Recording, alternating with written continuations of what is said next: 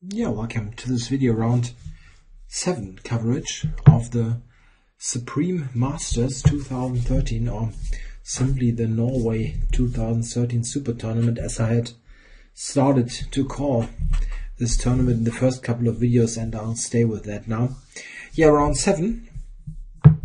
Carlsen is the one to watch as the pursuer of Kayakin, who still leads the tournament. But yeah, let's see what happened today. Yesterday, I, as so often, started the video by announcing that it wouldn't be so long as usual, and at the end I failed miserably as usual. I got a 70-minute video again. This time, I promise it will be shorter, simply because it's so late already here that I simply cannot do such a long video again. Let's get ahead here. We have Svidler against Topalov as the first game, and this I must say is pretty much the dullest game that I watched all year. It's probably something around that. We see that Svidler repeats the opening that Carlsen played against him here with short castles. In that game they played this a6 bishop d3 line. Funny. But Topalov now played knight f6, d4. We have some trades. And yeah, some trades is the story of this game. It was exchanged on d7. And after some further developing moves, White decided to play e5. Yeah, and this basically yeah, ends the game. If you look at this now, there are mass exchanges. Maybe Svidler was considering that the opening was yeah, basically yeah, not too successful for him, and that he has no chance to play for any kind of edge in other ways. So this is a trade of lots of pieces. Check. And we see further exchanges.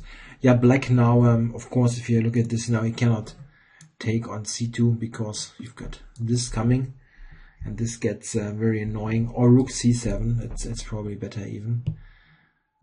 Cannot take here, so bishop takes, and we see even more stuff exchanged. Yeah, I'll play through this. I play through this really quickly, simply because there's nothing happening. Black is just in time to do the proper exchanges. Here taking on f7 leads to nothing, because after this the knight needs to move, and there's also this pawn, or not a1. White, black can just this is maybe tricky. Better not that. You see, you can still lose a completely dull position, but black can attack the knight first and activate the king. Yeah, this is probably better. It's still a pawn, and if you try something like this, the active king is excellent. Okay, but in the game he just played a3. And we got to king and pawn endgame even, and this is also dead, just a complete draw. Yeah, a5 is a funny move, but it just secures that everything is closed. The queen side is closed, and there's also a fortress type position on the king side. Yeah, see that all possible squares are controlled now for White's king, and in case of h4, black plays h5, blocks it.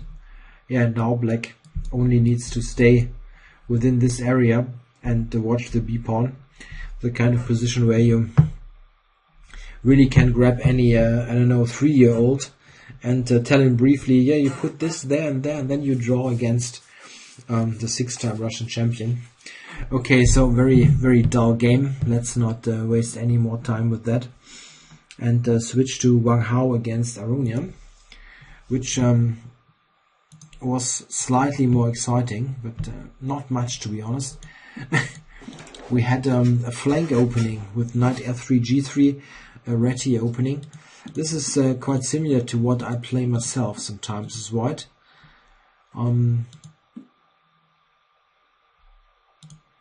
D3, yeah, D3 was played.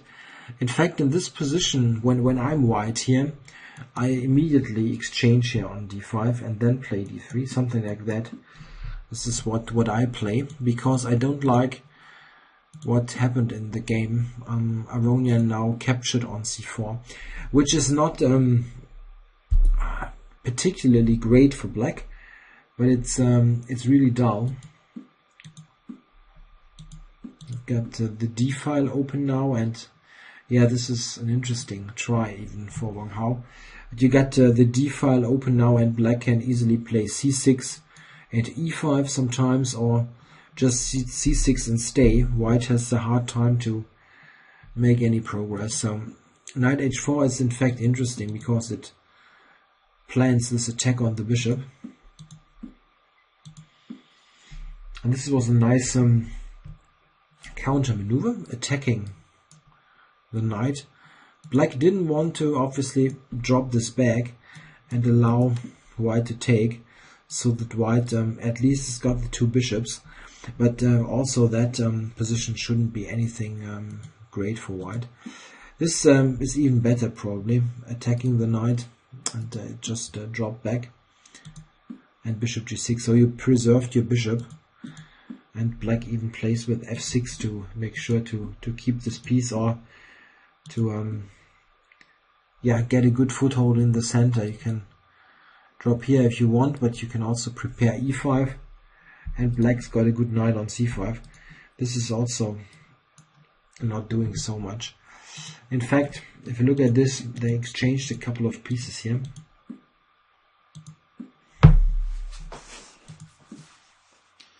And around here, actually my suspicion is that maybe Wang Hao had something somewhere. Those pieces here are simply better than black's pieces, so it's wouldn't be a surprise if there is something, but I didn't see anything so substantial. Aronian just decided to give up the bishops, but this is still a very solid position. Consider this e5, and after that, look at this, the knight gets a nice post on e6 where it is hard to dislodge. It's just a good position there, and you also have this bishop activation. It's very difficult to imagine how white would make any big headway here in the game. Aronian played this knight f4 idea, and after this found the precise move to just cover the pawn.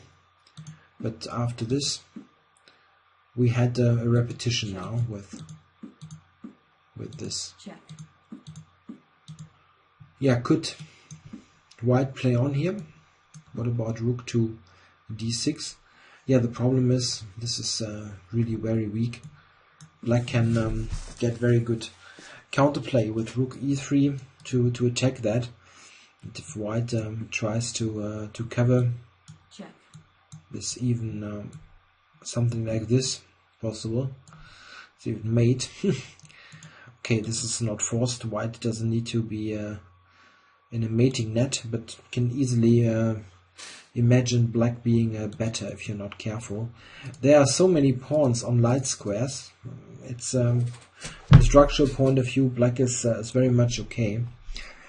Okay, so it was a draw with this rook h6, h7 repetition.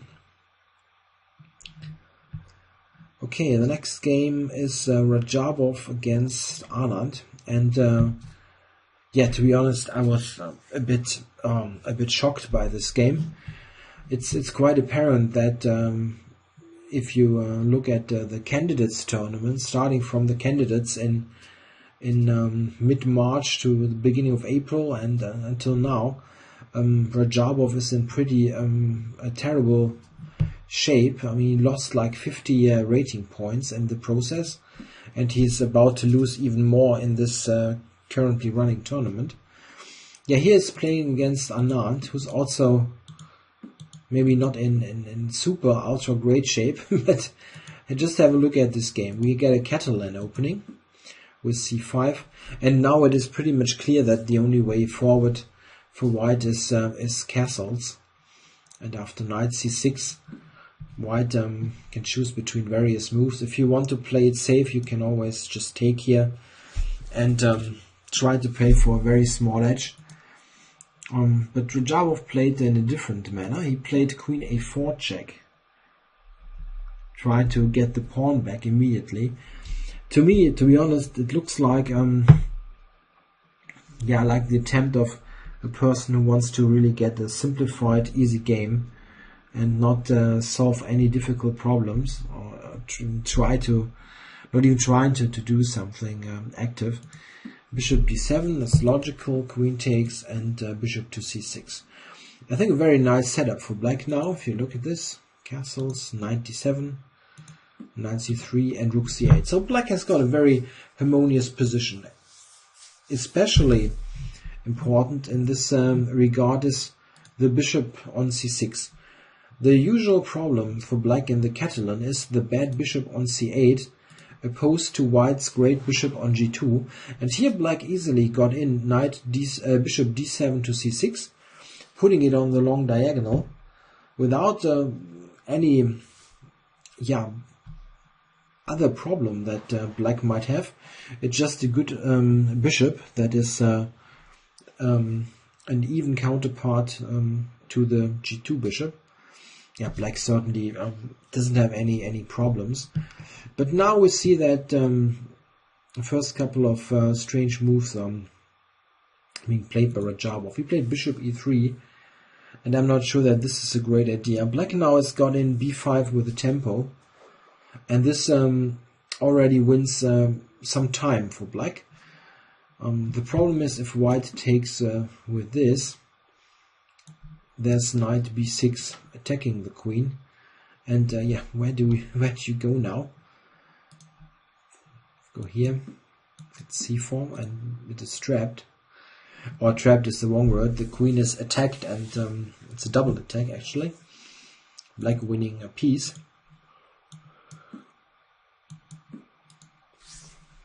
Yeah, this is the same. Cannot take. So the queen needs to move again. And now Anand seizes the chance, b4. Attacking the knight. And the knight doesn't have a good square. It just needs to return.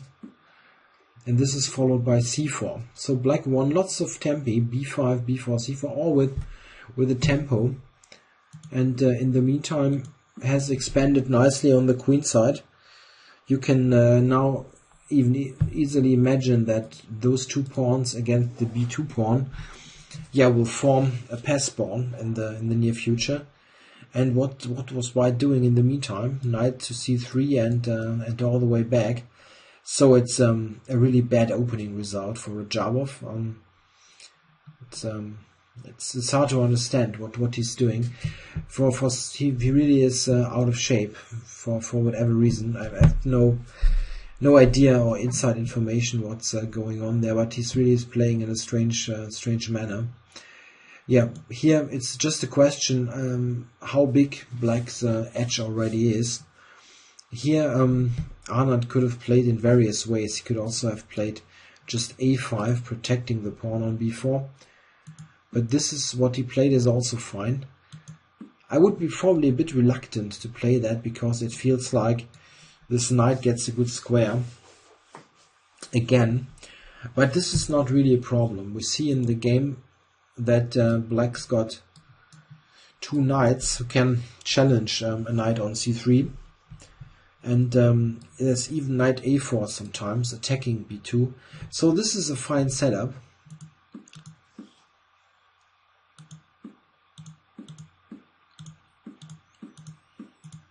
Yeah, white with knight e5 tried for more exchanges, which was a successful operation.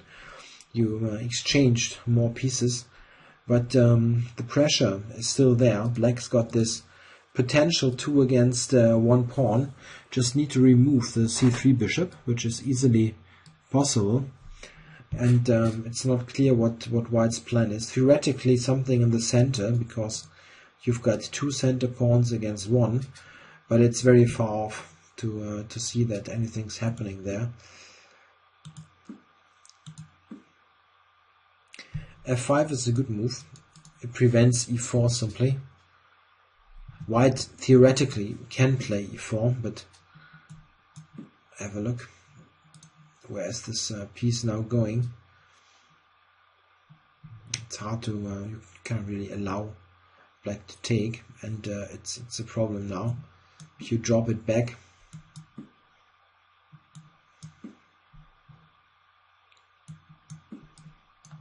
this idea is it's really a problematic position. This f5 move secures squares in the center, like e4 and indirectly d5. Of course, it looks like a weakness, but there's always bishop f6 d6 takes on e5 to get rid of this single piece that can be the annoyance. So f5 is a pretty typical move in this kind of position. f3, bishop g5, and dropping back. Yeah, now white is in a real dilemma here. Black is just threatening to take it with a almost winning endgame. Just imagine white is doing a nothing move like this. What are you doing against this capture? With a big pass pawn for black. Can go here, but c3. Yeah, something like this gets punished very hard, and black wins. So in the game he played e4, trying to get some sort of counterplay in the center, but Anand could simply take it off, take e4, and then enter with the queen. Yeah, and this is just simple and very strong still.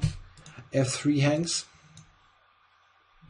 combined with the f8 rook, and black is threatening to take c3 to establish a monster pawn on b3.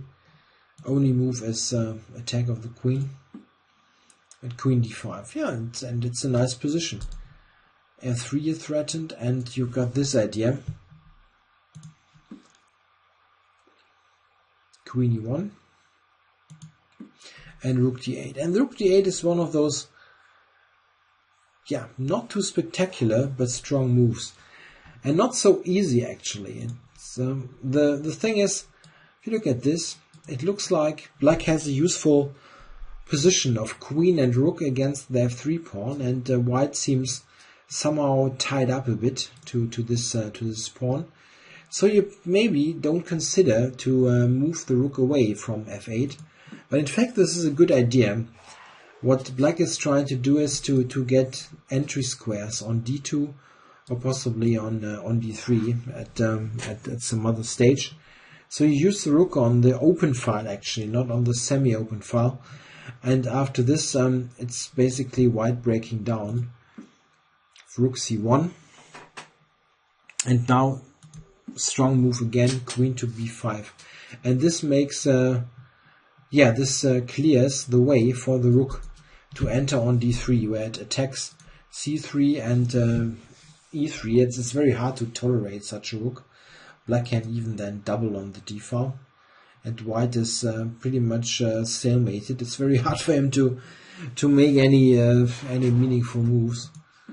With rook d1, rook d3. There we go.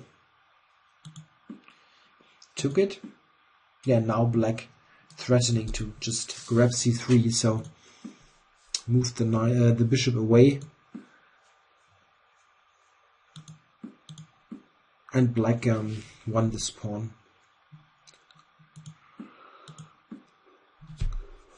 After d2, it's quite flashy final move. Rajabov resigned. It's here actually, how on earth do I make a knight here? I have automatic promotion set up. Here's even better to promote to a knight with check. After d2, Rajabov resigned. There's simply no move. Something like this can also just be answered with this, and it's not even possible for white to sack the bishop against the pawn. This is just promoting completely. So really a terrible game by Rajabov. What else can you say? He's for some reason just not the player that he usually is. It started in the candidates and somehow continues in the tournaments afterwards. Okay, so now we get to the games of the two tournament leaders. Karjakin by half a point ahead of Carlsen. Let's do Magnus' game first. Just a second here. Okay, here we go. This is John Ludwig Hammer against Carlsen. So Carlsen plays against his old schoolmate. Actually, I think they really knew each other from when they were really little. It's, I also remember that in the early days of Magnus playing on the ICC, I actually played him when he was about 10 years old. It was funny. He had this in the finger notes. Hello, I'm Magnus Carlsen from Norway, 10 years old, and of course back then he even beat me. And of course you always thought, okay, this is just some fun joke. It's never going to be a 10-year-old kid. Of course now we know it was a 10-year-old kid. And back then, about around this time when he was like 10 or 11 years old, he sometimes had the sentence in the finger notes, "I am better than John Ludwig." So they were they were just a fun sentence with smileys and so on, like they were some childhood rivals. Okay, it's just a fun fact for this game. So we have the Catalan here as well, and Carlsen takes and now plays this check. Yeah, there are many ways to combat the Catalan. This is one of them, connected with the move a5, Queen c2, trying to get the pawn back, of course. And now Carlsen took on d2. Yeah, this is in fact a very concrete line. This whole thing that Black is playing here. If White now recaptures with the knight, which is by far the most natural move, Black can in fact play b5 and try to keep his pawn. The point is, compared to some other lines with b5, that after a knight move like knight e5, in the long run there's even a rook move to secure the rook. Here probably knight d5 should be played first. But important is that this rook can get out of the diagonal also. This is playable for White, it's no question. One possible way is to play a4, c6 and b3 and make a complete gambit out of this. Something like this offers White very nice compensation in form of the weak dark squares.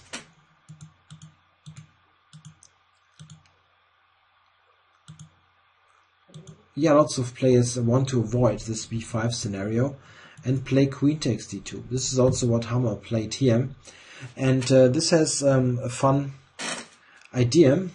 If Black now plays b5, there's the cute move queen g5, attacking two pawns. Very weird form of a double attack.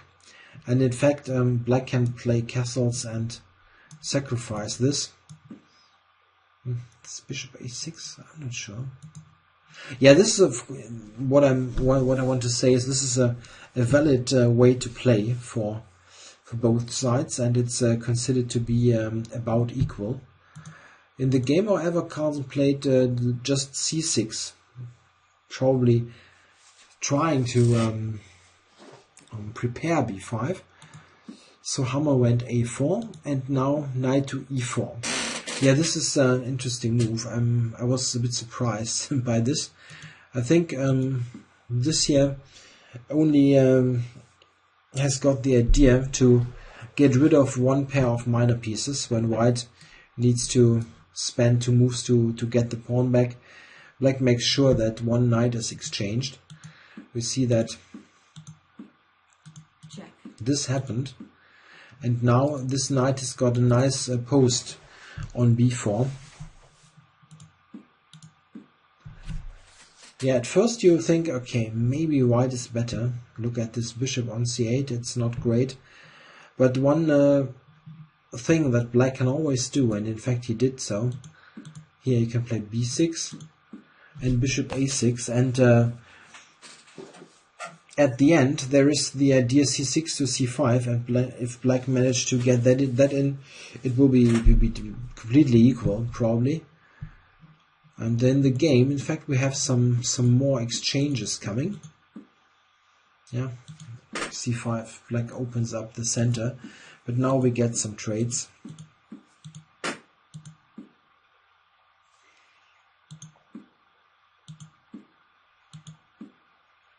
Yeah, there's not so much happening actually.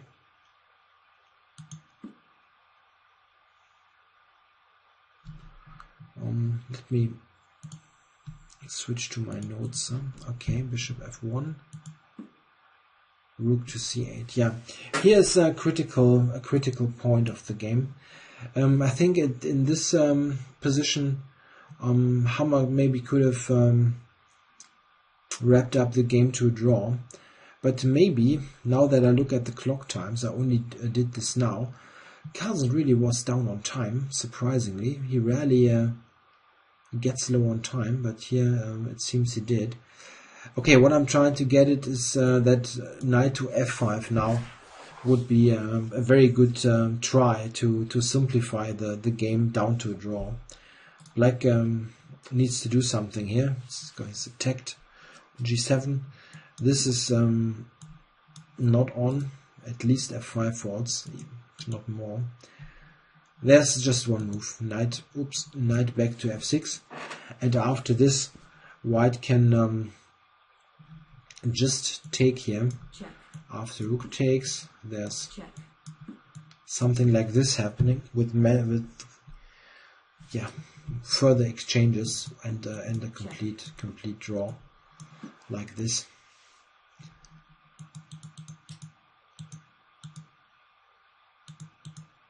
Black can take with the pawn. This is a bit of a fighting alternative, but rook d6 is a good reply.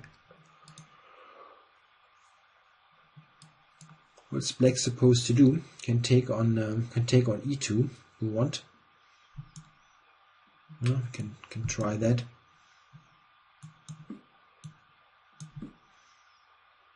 But if you look at this, those pawns are still weak, and white will win some of it back and then retains the better minor piece. It's not too attractive. Knight f5 is, I guess, a move that probably should secure the draw. But okay, look at the clock times. Carlsen was really down on time, and I don't know, maybe he was just deliberately trying to get in time trouble to tempt the white player to try something, but this could be far-fetched. Really, stuff like that rarely happens. Yeah, what John Ludwig did, he played knight to b5, and this I don't really get. Black took, and knight f6, and now you're always in danger to get into a worse endgame simply because of the pawn weaknesses here. And black has got a knight against the bishop, and potentially the knight is a much better piece in this symmetrical structure, in terms of majority symmetrical structure. Check. This is what was played. And now king e8. In fact, I think that exchanging is slightly more precise, but I could be wrong, of course. This just looks like a good line to me.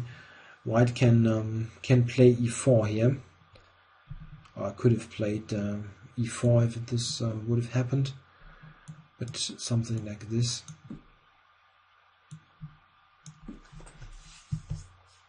Feels like a very good position for black. I think this is actually what Carlsen should have done. He played king to e8, and I understand now because of the time trouble. Probably he wasn't able to judge this properly. Now White played queen to d3, and this is it seems a mistake.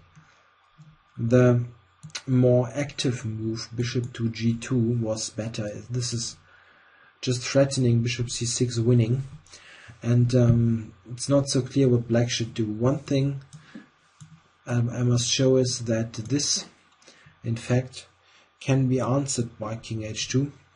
Check.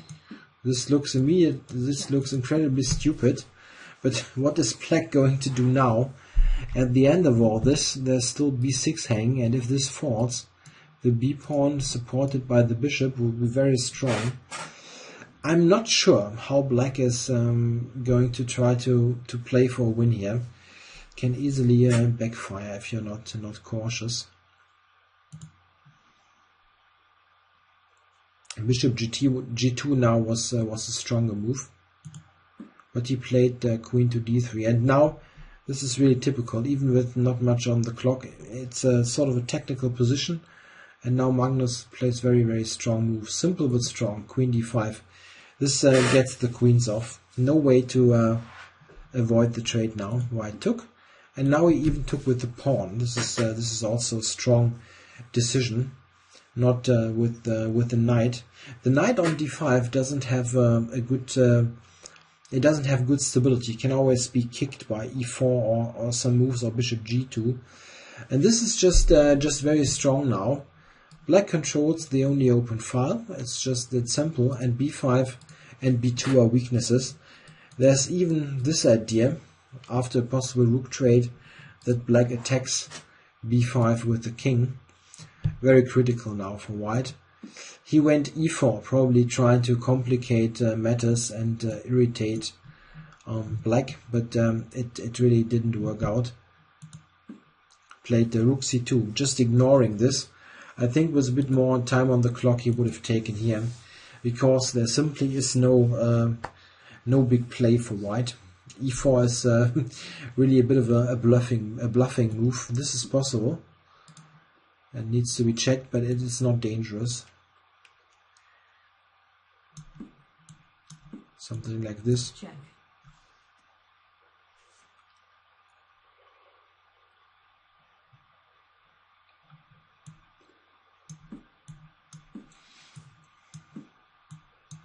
Yeah, this is a possible line. Material equality, but the position is terrible. b2 gets lost, and there's e3 threatened, and maybe knight to d3 threatened. White is in big trouble. This should lose, really. Yeah, but it didn't happen. We had rook c2, e5, and after e5 it's lost. Yeah, but this is what white could have and probably should have done. Rook takes, and now d6. This is some counterplay, also based on the idea bishop to h3, rook c1, rook c8 mate. This is a possible counterplay for white now, but it seems that the not too obvious and slightly computerish move h5 is an idea, or a4 is an idea. Both seems to be good. The computer prefers h5, but a4 looks more natural to me. Yeah, I think black is better here. It's not super clear cut if it is an easy win, but black's the one calling the shots, of course, with this activity and the pass pawn. Yeah, in the game he played e5 here. This didn't really help.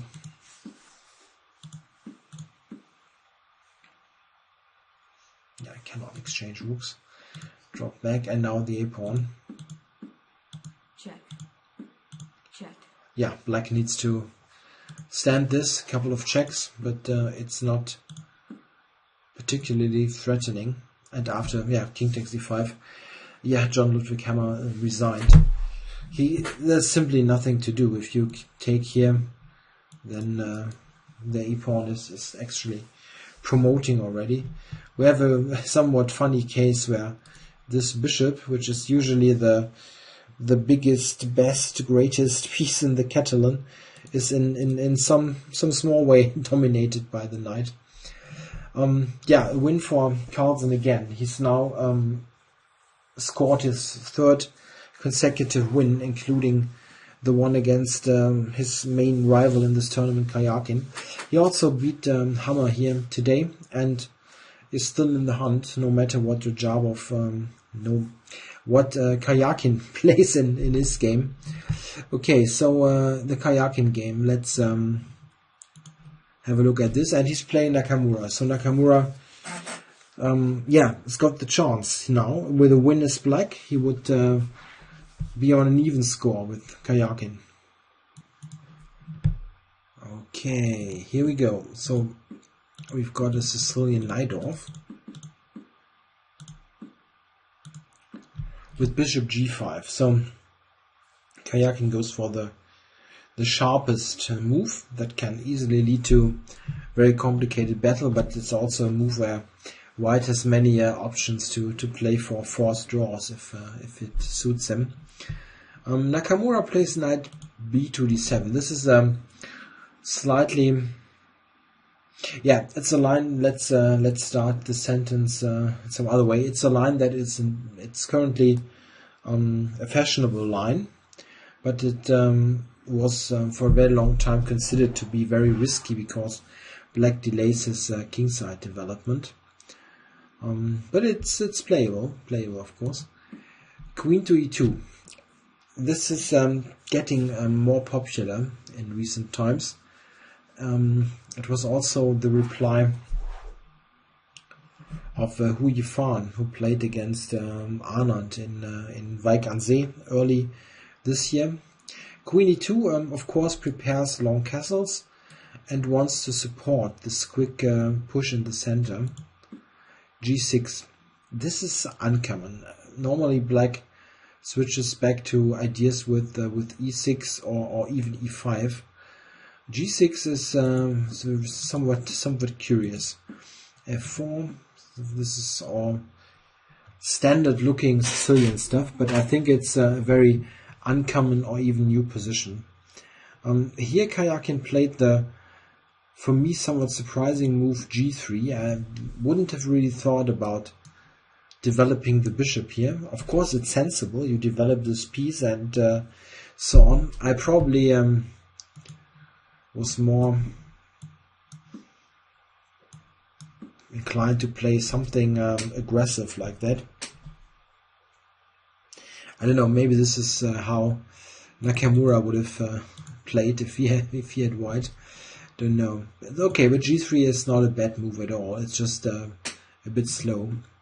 h6, and yeah, not much else need to take. Bishop g2. White is nicely developed.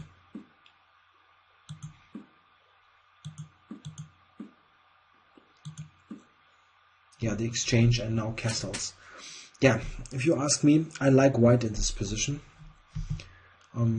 Somehow this doesn't feel right to me. This weakened kingside and quick pawn advances, while black's counterplay is not that obvious to me.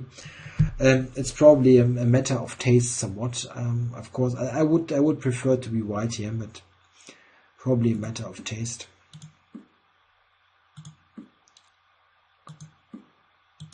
Yeah, it looks a bit silly to walk into this, but black couldn't retreat all the way because of e5. Something like this is just resigns. This is why he went to c7, and now e5 you can just take, or play e6 even. So h4, and white has the simple attacking idea, which seems tricky to me already. I don't know, I don't like black here. But this maybe, as mentioned, a matter of taste. It's the computer thinks black is perfectly alright, but I still don't like it. Okay, rook c8 and h5, e6. Yeah, in this position, the computer prefers a knight to e3. avoiding the doubling of pawns on c3. And it seems like an okay move, but I don't think that Karjakin's move was any worse. Just drop back to c3. Yeah, black took. The problem is, yeah, you're full of holes here. This is a weakness. The king side is weak. I don't know. The computer here plays differently. It wants to play something like this, for example. But isn't this good for white? Yeah, white is better here. Maybe you can try that, but it's very, very shaky. Check.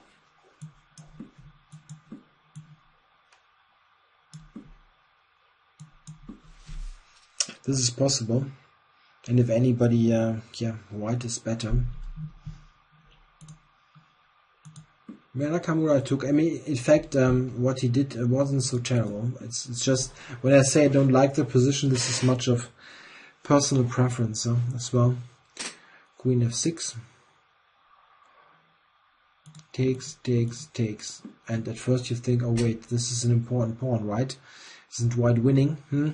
No, it's not. It's not a win yet. Here, black, for example, had a very important chance. He could have taken on c3 with the rook, and in fact, it's not only could have, he really should have, because the alternative really was too bad. But this is nice. It's still a playable position. The critical move is, I think, the tactical e5 here. For example, rook takes queen, takes the queen on f6, knight takes, and rook takes e6. White is better here, but black has got counter chances on g3 and the slightly weakened kingside formation. This is probably what should have been tried, and black still has chances to hold this.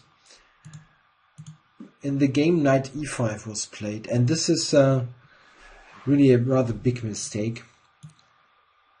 In fact, Karjakin here could have won instantly with the move queen to d1. He played some other queen retreat, but queen d1 is very strong. The idea is after knight c4, d5, queen e7 to just return back to g4, and nothing that can be done. Black is just busted here. Can take here, but after this, black can never take. This is a mate. Check. Check. Check. Checkmate. Well,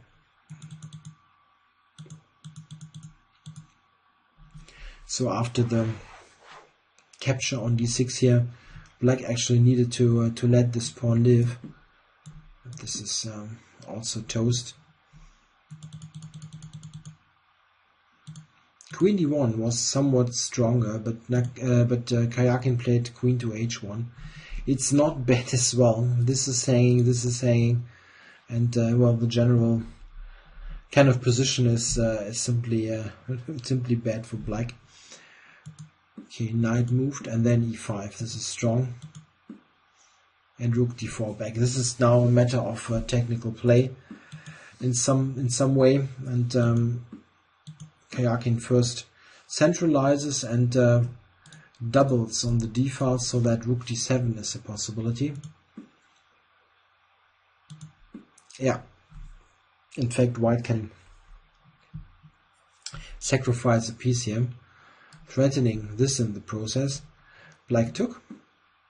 And now rook on the 7th. Yeah, now we see that a queen move by black, for example here, is punished with queen to b7, and this mating pattern is deadly. This, of course, check, doesn't help. Yeah, so what should Nakamura do? He gave up the queen. And now Karjakin opened up the position.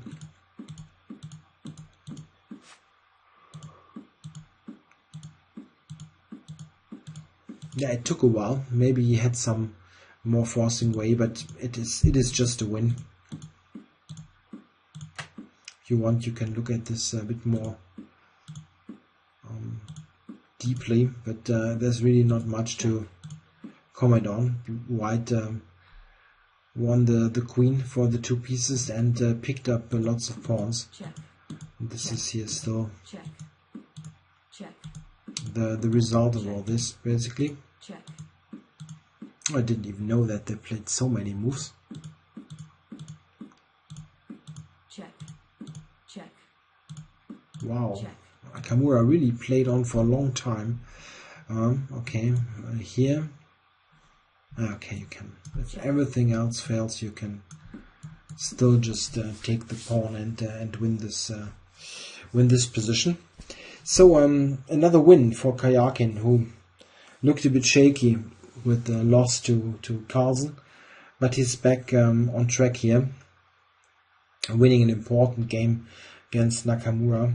It was a very complicated, unclear position. In fact, I must admit it's just too late at the moment for me to do a look or more detailed analysis of this kind of position around here, move 12 to 15, 16, say, where I was telling that I thought that white is better, but okay, maybe some deeper analysis would help to convince me otherwise. I thought that black is in slight trouble even here already. Alright, the 5 games for today, and it means that Karjakin and Carlsen are now the only 2 players who realistically can win this. Carlsen on +3, Karjakin on +4. So I think the next rival is on +1 probably, Anand, after the win today. So one of those 2 young guys from 1990, they're both from 1990, Karjakin and Carlsen, so 23 years old, or maybe 22, I'm not sure about the exact birthdays. Yeah, they will be the ones to decide the tournament on. Yeah, thanks for watching, and this time it was a somewhat quicker video.